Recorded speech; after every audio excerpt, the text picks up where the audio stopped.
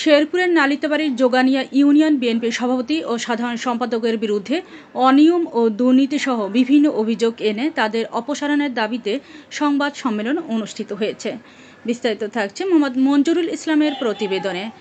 নালিতাবাড়ি উপজেলার 10 নম্বর যোগানিয়া ইউনিয়ন বিএনপির ওয়ার্ড কমিটির নেতৃবৃন্দের আয়োজনে এ সংবাদ সম্মেলন অনুষ্ঠিত হয়।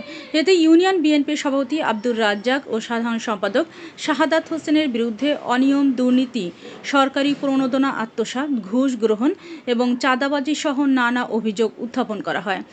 সংবাদ সম্মেলনে নেতৃবৃন্দ অভিযোগগুলো সুষ্ঠু তদন্ত করে দোষীদের বিরুদ্ধে সাংগঠনিক ব্যবস্থা গ্রহণের জন্য দলের হাই কমান্ডারের প্রতি আহ্বান জানান। উপজেলার কাপাসিয়া এলাকায় অনুষ্ঠিত সংবাদ সম্মেলনে ইউনিয়ন বিএনপির সাংগঠনিক সম্পাদক বাচ্চা মিয়া লিখিত বক্তব্য পাঠ করেন।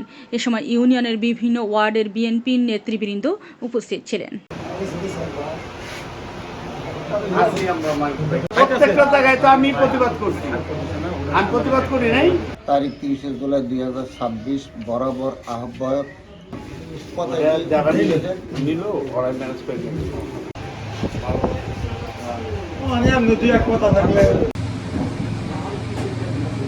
হ্যালো